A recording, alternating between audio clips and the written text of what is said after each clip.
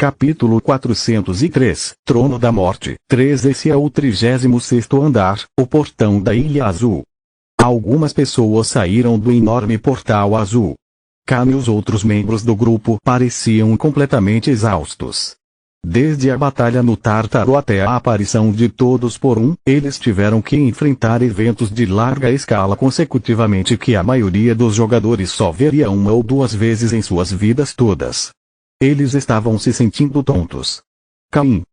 Mas eles não tiveram tempo de descansar. Assim que saíram do portal, Yonvou perdeu o equilíbrio e caiu. Khan correu para segurar Yonvou. Era difícil de acreditar que a pessoa caída em seus braços era quem havia lutado contra Todos por um momento atrás. Uma névoa negra vazava de Yonvou como se fosse água. Sua temperatura estava tão alta que parecia que ele estava em chamas. Era febre divina. Khan e Bran tentaram curar Yonvou com Bian e magia, mas a febre só piorou. Não parecia que queria baixar. A febre divina era o efeito colateral da manifestação de uma divindade. Já que superaquecia a alma, havia limites para o que o Bian podia fazer. Bran uma vez fez parte do 98º andar, mas também era por isso que ele sabia ainda menos como tratá-la. Naquele momento, uma voz afiada ecoou atrás dele: saiam da frente, seus idiotas. O grupo se virou para a voz e ficou paralisado. A Rainha do Verão estava caminhando de forma elegante na direção deles em sua forma humana. Ao invés dos cabelos vermelhos que a representavam quando ainda estava viva, agora ela tinha cabelos longos e pretos. A Rainha do Verão estreitou os olhos quando percebeu as expressões alertas de todos. Eu sei o que estão pensando nessas suas cabeças estúpidas, mas isso não vai acontecer, então saiam da frente. Não gosto disso, mas tenho que ajudá-lo. Tinha sido o poder de Yonvou que invocou a Rainha do Verão. Se algo acontecesse com ele, as chances de ressurreição dela desapareceriam. Os companheiros de Yonvou concordaram que ela tinha um ponto, então se afastaram, apesar de continuarem em guarda. Eles sabiam como a Rainha do Verão era esperta. Mesmo estando do mesmo lado agora, ela ainda deveria ter algum ressentimento em relação a Yonvou, que tinha praticamente a matado. No entanto, a Rainha do Verão bufou, despreocupada, e se aproximou de Yonvou. Mas alguém a impediu. Era Yonvou. A Rainha do Verão parou. Sua rendição como um dragão de ossos era humilhante, mas ela só tinha aceitado porque ainda possuía um tipo de apego em relação a Yonvou. Que foi? Você quer dizer alguma coisa, Asas Celestiais? Tecnicamente, a Rainha do Verão era um dos maiores inimigos de Yonvou. Assim como ele tirou o coração dracônico dela, ela havia tirado sua vida. Não seria estranho os dois serem hostis um com o outro, mas Yonvou simplesmente balançou a cabeça e disse com um pequeno sorriso: não. Por favor, cuide do meu irmão. A Rainha do Verão não disse nada. Por favor, Ismênios. HMPH. Como eu disse, sou uma com ele mesmo que eu não goste dele. Então pare de me atrapalhar e saia da frente. Os olhos da Rainha do Verão tremeram por um momento quando Yonvou disse seu nome, mas ela passou por ele andando de forma elegante. Yonvou ficou observando a idiota.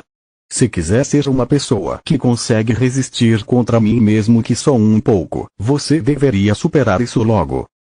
Você ainda tem um longo caminho a percorrer. A Rainha do Verão abriu sua mão enquanto olhava para Yonvou. Vosh. Uma luz azul explodiu de sua palma. Onde ele estava? Achei que o receptáculo estava pronto, mas o conteúdo ainda está muito fraco. Não tem nada para comer. Tudo estava girando. Você vai ter que se esforçar mais. O tempo que eu te dei já está acabando. Do que ele estava falando? Você não acha que é o único que recebeu essa oportunidade, não é? Oportunidade? Yonvou recuperou a consciência. Ele mal conseguiu acordar depois de vagar por um oceano escuro. Fragmentos de memórias flutuavam em sua cabeça, dele se unindo com a demonização, retornando as memórias de Boo, transformando a Rainha do Verão no dragão de ossos e escuridão, queimando como fogo com o balançar de sua mão. Era como se ainda tivesse restos da escuridão nas pontas de seus dedos. Tinha sido ele, mas também não. Era algo grande. Era difícil de chamar essa coisa de demonização agora. Parecia como voltar para a origem. Era como se memórias esquecidas e egos enterrados em um abismo tivessem sido despertados. Era como só a ponta de um iceberg. Yonvou era meramente a parte que podia ser vista na superfície e o resto estava nos fundos de sua consciência. Ele só esperava que a demonização aparecesse e causasse alguns estragos, mas essa sensação era completamente inesperada.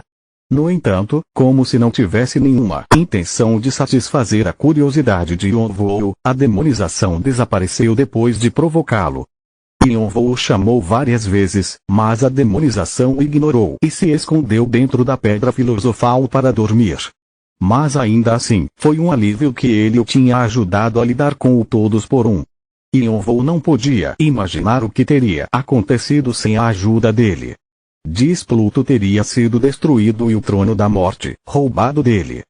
Mas claro que, considerando como todos por um era perfeito e onisciente, era provável que ele conseguisse reassumir o controle de tudo. Porém, Yonvou concordava com a demonização que todos por um ficaria ocupado por um tempo. A pressão dos andares superiores provavelmente estava bem intensa no momento. Com a Mãe Terra embaixo e os deuses progenitores e criadores acima, as mãos de todos por um estavam atadas. E mesmo se todos por um conseguisse, de alguma forma, se livrar deles, ele provavelmente não teria chance de ir atrás de Yonvou imediatamente. Depois de ver Yonvou despertar os poderes do Rei Obscuro, todos por um provavelmente tentaria pensar em um jeito de lutar contra ele primeiro. No fim, Yonvou precisava ficar o mais forte que pudesse antes que todos por um interferisse de novo. Além disso, você definitivamente tem ressentimento do todos por um. Como vocês se conheceram? Os olhos de Yonvou se abriram lentamente depois de fazer essa pergunta para a demonização. Ele viu uma mulher com cabelos longos e pretos conversando com alguém que parecia com ele. Era a primeira vez que ele via essa cor de cabelo, mas Yonvou reconheceu o rosto familiar imediatamente, especialmente já que ela estava conectada a ele espiritualmente. Rainha do Verão. A entidade diante dele era a Rainha do Verão, mas ao mesmo tempo não era. A verdadeira Rainha do Verão tinha sido apagada e se tornado um suprimento para a alma de Yonvou. A Rainha do Verão diante dele era só a casca de sua antiga forma. Mas como seu eu original era hostil a ele, Yonvou sentiu como se estivesse olhando para um galho separado que tinha crescido da mesma raiz. Enquanto falava, a Rainha do Verão virou a cabeça para Yonvou. Ela confirmou que ele estava acordado, com seus olhos impassivos o examinando de cima a baixo.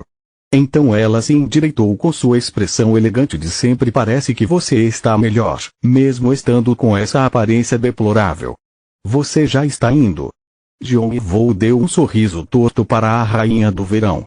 Ela bufou. Eu já parti muito tempo atrás. Só estou aqui ainda por causa de um apego. Se os anciãos da minha espécie pudessem me ver, eles ficariam horrorizados. A espécie dracônica nunca ia contra as leis da natureza. Eles se moviam de acordo com ela e, às vezes, moviam as leis para manifestar sua vontade. Era por isso que eles eram abençoados pela mana. Era algo impensável que a Rainha do Verão tinha ido contra as leis naturais da morte e havia renascido. Porém, como sempre, a Rainha de Verão não era alguém que se arrependia. Eu já aproveitei o tempo que tinha e conversei com você. Isso é o suficiente. A conversa que ela teve com Yonvou foi só comentário sobre o passado, pois Yonvou tinha acordado mais cedo do que ela esperava. Mas ela estava satisfeita. Yonvou havia sorrido para ela, sua inimiga. Apesar do ressentimento que tinha em relação a ela e o fato de que não tinham mais nada entre eles, Yonvou disse que não tinha problema, porque seu irmão se vingaria por ele. Na verdade, ele até disse que já que os dois estavam mortos, eles deveriam tentar se dar bem e esquecer do passado. Ela não sabia se ele era inocente, ingênuo ou simplesmente generoso, mas isso a tinha ajudado a se livrar de seu apego. Svoosh! A Rainha do Verão desapareceu com o vento. Yonvou se virou para Yonvou. O corpo espiritual dele ainda estava transparente e era possível ver letras fluindo como se fossem sangue, mas ele parecia mais estável do que antes. No entanto, Yonvou sabia que isso era só temporário. Assim que um corpo de vestígios percebia o que era, ele começaria a se dissipar. O conhecimento de sua inautenticidade fazia com que fosse difícil que ele mantivesse sua forma. Além disso, Yonvou havia usado muito poder da alma, então tinha ainda menos tempo. Está se sentindo melhor? Sim, graças a você. Então ainda bem, Yonvou assentiu. Ele parecia tão sem emoção que era difícil de dizer se o que disse era verdade, mas como seu irmão, Yonvou sabia que Yonvou estava sendo sincero. Por causa disso, ele finalmente pôde dizer o que estava em sua mente desde que a batalha terminou. Você se lembra do que eu disse naquela vez? O quê? Que eu quero viver de novo. Eu fui um filho terrível, mas quero ser um pai como a nossa mãe foi para nós. Então eu quero viver de novo. Eu quero abraçar a Seisha como a nossa mãe nos abraçava. Você acha que isso é possível? Foi o que Yonvou disse quando acordou e depois que tiveram uma conversa séria. Ele queria abraçar Seisha com seus próprios braços e se desculpar. Ele também queria expressar sua gratidão a Ananta quando a visse de novo. Você consegue? Yonvou olhou desesperadamente para Yonvou. Yonvou assentiu de forma séria. Vou fazer com que seja possível, custe o que custar. Você sabe que ressurreição está além do domínio da maioria dos deuses, não é? Claro que sim. Então você vai ter bastante trabalho. Yonvou sorriu. Havia casos de jogadores que manipulavam corpos ou usavam almas, mas fazer com que uma pessoa morta voltasse às mesmas condições de quando estava viva nunca aconteceu na torre antes. Ressurreição estava além do território de habilidades e poderes normais. Era como um milagre. Só um deus conceitual ou um progenitor relacionado à criação ou à vida poderia fazer com que isso fosse possível. Além disso, já que era um território desconhecido, era só um palpite que esses deuses conseguiriam fazer uma coisa dessas. Afinal, ele nunca havia ouvido falar de alguém que conseguiu. Isso significava que Yonvou não conseguiria mesmo depois de obter o trono do submundo e adquirir divindade. Então só havia um jeito de Yonvou reviver Yonvou. Ele precisava chegar ao topo da torre e se tornar um verdadeiro deus para que seu desejo fosse realizado. Ele tinha que alcançar o objetivo de todo jogador. Você vai ficar ocupado de novo. Chegar ao 100º andar significava passar pelo 50º andar, a parede que os jogadores tinham dificuldades para superar, passar pelo todos por no 77º andar e pisar no 98º, onde os deuses e demônios viviam. Também havia o território misterioso que nenhum jogador ou transcendente conhecia, o 99º andar. Acima de tudo, seria quase que impossível encontrar uma alma que poderia não estar em lugar nenhum. A determinação de Yonvou poderia parecer com uma desilusão, mas Yonvou sabia que seu irmão conseguiria, pois sempre foi assim. Com isso, Yonvou finalmente pôde cair em um sono pacífico. Seu corpo espiritual começou a desaparecer e letras vazaram como frases. Dessa vez, elas não saíram sem controle de seu corpo, ao invés disso, deslizaram de forma ordenada, como se estivessem narrando o conteúdo do diário. Até lá ele sorriu, seu corpo foi ficando cada vez mais indistinto. Eu vou estar esperando aqui. Svoosh. Com essas palavras, Yonvou desapareceu como uma luz.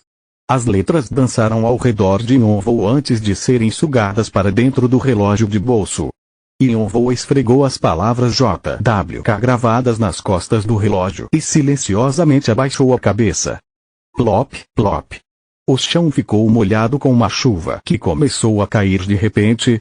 Capítulo 404, para o 50º andar. No 50º andar, o portão do Templo do Dragão. Os transeuntes paravam para não entrar no caminho de um grande grupo de pessoas. Eles são sim. O castelo da beldade demoníaca. Eles conseguiram chegar até aqui. Os membros do grupo usavam diferentes estilos de armaduras e equipamentos que não tinham nenhum elemento em comum. À primeira vista, seus rostos com sobrancelhas franzidas e uma aura assassina intensa os faziam parecer com uma gangue local que poderia puxar suas espadas imediatamente se alguém se aproximasse sem permissão. Embora muitos olhassem para eles com curiosidade, ninguém conseguia reunir a coragem para se aproximar. Nos últimos meses, eles tinham ficado infames na torre. As conquistas deles eram incríveis. A dizimação do clã Sombra da Noite enluarada, a derrota do Ranker 9 Culpas, a destruição da masmorra oculta Caverna das 6 Bestas, o teste das espadas demoníacas e muito mais. Não só eles conseguiam concluir missões com dificuldades altas de forma esmagadora, como também eliminavam todos os clãs e Rankers com quem lutavam. Eles não tinham uma hierarquia estabelecida, mas eram reconhecidos como um grupo que já estava marcado como um dos novos clãs emergentes que poderia substituir Tritão e Necrópole. A tempestade que eles trouxeram fez os andares inferiores tremerem e chamar atenção imediata. No entanto, um deles se destacava do resto, sua líder inútil, beldade demoníaca Edora. Ela possuía cabelos longos e roxos, e um chifre de cordeiro que saía de uma de suas têmporas. Edora carregava sua espada única, mal divino, em meio a seu confortável uniforme de artes marciais.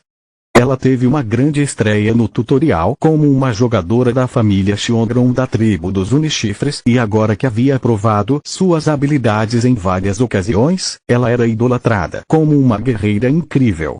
Ela brandia mal divino sem hesitar, como se estivesse dançando. Seu rosto frio e cruel era lindo, o que foi o motivo para ela ter recebido o apelido Beldade Demoníaca.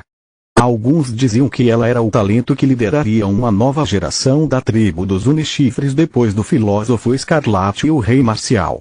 Outros diziam que ela era a única jogadora que podia suprimir o acumulador. Mas não importava o que eles diziam, os rivais da tribo dos Unichifres sempre reclamavam, evidência das expectativas que todos tinham por ela. Quando notícias de sua chegada ao 50º andar surgiram, expectativa e espanto se espalharam. O 50º andar, o Templo do Dragão, era o lugar que separava os rankers dos jogadores normais. Era o lugar que muitas pessoas habilidosas tentavam chegar para desafiar só para ir embora em desespero. Edora havia finalmente chegado no andar mais conhecido como Parede das Lamentações. Os espectadores não estavam preocupados se Edora conseguiria passar ou não, eles já tinham assumido que ela já estava no nível de um ranker ou até além. No entanto, eles estavam curiosos para saber como Edora completaria o Templo do Dragão, pois esse andar era considerado como o mais monstruoso de todos que os jogadores tiveram que conquistar até agora. Todos sabiam dos básicos do desafio, mas cada jogador passava por um teste individual, que era um motivo para alguns jogadores que pareciam incapazes de completar o andar acabarem falhando, enquanto outros tinham sorte o suficiente para passar e chegar onde estavam agora. Isso é tão irritante, mas Edora parecia irritada e cansada desses olhares. A atenção a fazia se sentir incomodada. A torre era para indivíduos que queriam treinar suas habilidades e chegar ainda mais alto. Era inevitável que eles se tornassem individualistas. Para muitos, um dia de 24 horas não era o suficiente para treinar. Edora havia crescido com essa doutrina, assim como seu pai e os membros de sua tribo. Ela passou a vida inteira vendo como eles viviam de acordo com isso e acreditava era a atitude correta a se ter para escalar a torre. Mas o que era isso que ela estava vendo? Apesar de os outros jogadores parecerem pessoas importantes e poderosas no planeta ou mundo de onde vieram, eles estavam ocupados torcendo por ela de forma fanática. Era como se eles tivessem se esquecido de quem eram e só sentiam satisfação através de uma novata como ela, a quem achavam que poderia desafiar os indivíduos que governavam a torre atualmente. Sem mencionar que o número de hienas que apareciam para comer suas migalhas estava aumentando. No começo, ela conseguiu espantar todos os bajuladores e seguidores ao seu redor, mas depois de um tempo, passou a se tornar cansativo, então ela resolveu ignorá-los contanto que não a atrapalhassem. Não muito tempo depois, seus seguidores aumentaram e começaram a criar um sistema entre si. Ela ficou incrédula quando ouviu o nome que eles tinham inventado, Castelo da Beldade Demoníaca, mas como não queria desperdiçar tempo neles, ela os ignorou. Tudo o que ela tinha que fazer era brandir sua espada se eles entrassem em seu caminho. A única coisa que a preocupava agora era a parede das lamentações. Quero que você se tornem as minhas asas. Yonvou havia dito isso a ela e seu irmão antes de sair da tribo e era isso que a mantinha seguindo em frente. Seu paradeiro era desconhecido, mas ela acreditava que ele a estava observando de algum lugar. Edora lentamente puxou o mal divino da bainha. Caxing. Ela estava na frente de uma porta enorme do templo. O desafio vai começar. Morte aos intrusos. Acima de um rio de lava, a besta demoníaca Plukrat abriu suas asas negras tão finas quanto uma folha de papel e rugiu, liberando uma onda de choque intensa que fez as montanhas tremerem. Um nome oculto de Vigrit. Gaibulga está sendo liberado. Lenda. Água do mar teleguiada. Svish. Presa ao Ruilbang, Vigrid disparou na direção do coração de Plukrat. Gaibulga foi um dos últimos nomes ocultos a ser liberados. Era uma lança feita dos ossos de um monstro marinho que passou de herói para herói até que chegou nas mãos de um chamado Kushulan. Ela nunca errava seu alvo, não importava de onde fosse lançada. Dezenas de espinhos surgiam por onde passava para ferir ainda mais o inimigo. Quando Yonvou liberou o nome de Gaibulga, ele ficou um pouco confuso, pois Vigrid era uma espada, mas então percebeu que uma lâmina também poderia virar a ponta de uma lança. Já que ele normalmente combinava o Ruilbang com Vigrid, não era uma coisa tão estranha assim. Como Gaibulga ganhou fama como uma lança, o poder destrutivo do Ruilbang e de Vigrid juntos foi amplificado. Bum! Cru! Espinhos emergiram do peito de Plukrat enquanto Gaibulga perfurava suas costas e virilha. Plukrat se debateu em dor e gritou. Porém, os sons foram rapidamente abafados enquanto sombras surgiam dos espinhos e consumiam seu corpo. Algo para comer. Mais força para meu mestre. Os espíritos Guai pularam para cima de Plukrat, tentando dar grandes mordidas, pois eles não tiveram nenhuma refeição decente desde o Tártaro. Plukrat tropeçou diante do pântano de sombras e caiu. O chefe oculto do 39º andar, que muitos jogadores falhavam em derrotar, estava morto. Todos os desafios foram completados. Você conseguiu uma conquista que não é facilmente alcançada. Karma adicional será fornecido. Você adquiriu 100.000 karma. Você adquiriu um adicional de 200.000 karma. Sua saúde e poder mágico estão sendo recuperados. Todos os ferimentos foram curados. Todos os deuses da morte estão maravilhados com você. Todos os demônios da morte assentem em satisfação. Vários deuses te observam com olhares alertas. Vários demônios revelam ganância em relação a você. Seu karma está sendo calculado. Você estabeleceu um novo recorde nesse altar. Você gostaria de registrar o seu nome no Hall da Fama. Você se recusou a registrar o seu nome. O seu recorde será gravado na torre. Você pode registrar o seu nome sempre que desejar. Gostaria de ir para o próximo andar? Ele ficou em primeiro nesse andar também. Essa velocidade é incrível. Bran deu um sorriso irônico enquanto observava Yonvou de longe. Galiard cruzou os braços e concordou. Ele está reunindo todas as peças ocultas que nem a gente conhecia. E mesmo sendo desafios difíceis para os outros, para ele, são fáceis demais. Até o 60º andar, nenhum andar seria tão perigoso quanto o Tártaro, nem mesmo o 50º. Na verdade, considerando tudo pelo que Yonvou teve que passar, era provável que ele achasse esses andares fáceis também. Nenhum outro jogador teve que lidar com uma gigantomáquia, a Mãe Terra e todos por um atrás do outro, talvez só os 9 reis tivessem experimentado algo parecido. Ele provavelmente está ansioso. Não sabemos de tudo, mas ele deve estar escondendo o máximo que pode. Galiard se lembrou de como Yonvou voltou lentamente com o relógio de bolso em mãos e sua máscara firmemente em seu rosto quando eles ainda estavam no 36º andar. Yonvou não estava com ele. Yonvou não quis explicar, mas não era difícil de adivinhar o que tinha acontecido. Jong-woo era um corpo de vestígio instável que podia se dissipar a qualquer momento. Se não fosse pelo relógio de bolso, teria sido impossível ele existir. Jong-woo provavelmente tinha percebido isso e entrou em um sono profundo dentro do relógio. Eles sabiam qual era o objetivo de Jong-woo: uma ressurreição completa. Ele queria realizar um milagre que só existia em lendas, algo que até transcendentes não conseguiam fazer. Para isso, ele precisava subir os andares o mais rápido possível. No entanto, ainda havia muitos obstáculos no caminho de Jong-woo e ele precisaria de bastante tempo para se livrar deles e subir ainda mais. Parecia que Jong-woo sabia disso, mas continuava a ir em frente. Ele estava completando os andares mais rápido do que o esperado. Eles tinham praticamente acabado de sair no 36º andar e já estavam no 39º, prontos para subir para o 40º. Ainda assim, por ser humano, ele não conseguia segurar sua ansiedade perfeitamente. Jong-woo era sempre sangue frio e imparcial, mas quando se tratava de coisas relacionadas a Jong-woo, ele não conseguia esconder suas emoções. Isso fez com que eles sentissem pena dele. Se a vitalidade ainda está dentro do relógio de bolso, então onde está o espírito? Não faço ideia. Enquanto observavam Jong-woo com pena, Bran e Galliard não conseguiam parar de pensar nessa questão. Uma existência era a combinação de vitalidade e espírito. Se a vitalidade de Jong-woo continuava como um vestígio no relógio de bolso, então onde estava seu espírito, sua alma de verdade?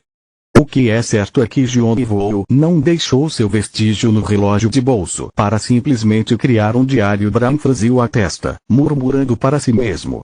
O motivo principal para ele ter deixado o diário para trás era para usar o benefício especial para ajudar Jong-woo a crescer rapidamente. Mas esse não poderia ser o único motivo. Era o que Bran pensava. O Jong-woo que ele conhecia era inocente, mas não era idiota. Ele era um cara esperto. Não teria sentido a alma voltar sozinha, então ele armazenou as memórias e o ego separadamente. O pensamento de que não poderia ser só isso o continuava incomodando. Não poderia ser isso. No pior dos cenários é possível que a alma tenha deixado de existir depois de repetir o benefício tantas vezes e só as memórias ficaram para trás. Bran engoliu em seco com esse pensamento. Precisamos ter esperanças de que não seja isso, seria um resultado triste demais. Tudo o que ele podia esperar era que algum outro preparativo tinha sido feito. Você é o Brahma da criação, mas ainda assim não sabe. Eu perdi a minha divindade e o meu corpo também não tem nenhuma santidade. Já faz tempo que eu abandonei os meus poderes e onisciência, então o que mais eu poderia fazer? Bran bufou para Galliard e retrucou. Então, uma nova mensagem apareceu. Você está sendo transportado para o 40º andar. A conclusão dos andares continuaria sem descanso. Continua no próximo vídeo.